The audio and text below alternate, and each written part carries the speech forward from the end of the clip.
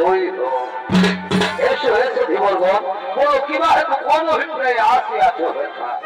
মহারাজ মহারাজ, শুনেছি আপনি আমার মেয়েকে বিবাহ করার প্রতিশ্রুতি দিয়েছেন।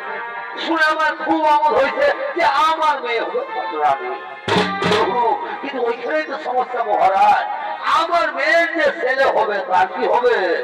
না মহারাজ, আমার মেয়ের ছেলে রাজা হবে। আপনি যদি রাজি থাকেন তা বলেন, তাহলে রাস্তা থেকে আমার মেয়েকে আমরা ফিরিয়ে নিয়ে যাই। সে তোমার অভিরুচি, কারণ এই হস্তিনাথ রাজ্যাধিপতি সম্রাট হবে আমার পুত্র দেবব্রত। সত্যভঙ্গের অপরাধ আমি ধরে যেতে পারি, কিন্তু গঙ্গা পুত্রকে আমি ভিখিরি সাজাতে পারবো না।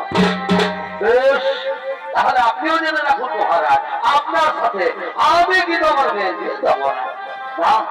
না দাসরাজ, না পিতা, আপনার বাগদানের চাইতে কি ছাড় এই রাজত্ব, কি ছাড়ে সিংহাসন?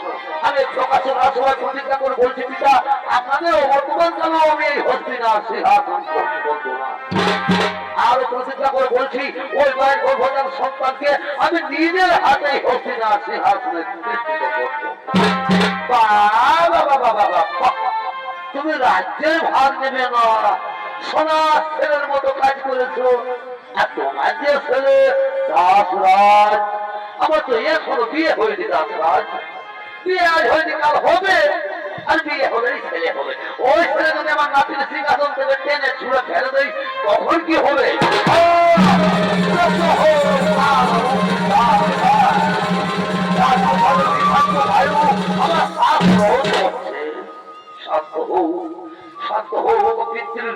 ভগবান স্বর্গ থেকে তুমি বড় সর্বর প্রসার। উদ্ধত হয়ে যায় পর পানে কথা ভাব, তুমি জননী জাহ্নবী, শক্তি দাও দিনে মোর অচল সুমেরু প্রতিজ্ঞা পূরণে। সাক্ষী থাকো দেবতানি কর, সাক্ষী থাকো চন্দ্র সূর্য গ্রহ তারা, আজ হতে ব্রহ্মচর্য করিলাম সার, আজ হতে পৃথিবীতে ভাষা কেহ না হবে আমার, আজ হতে পৃথিবীর সমস্ত রমণী আমার জননী। ধন্য ধন্য হে গঙ্গা পুত্র, করিলে ভীষণ প্রতিজ্ঞা। একে আছিস মা সত্যবতীকে বিয়ের সাজে সাজিয়ে নিয়ে আয়।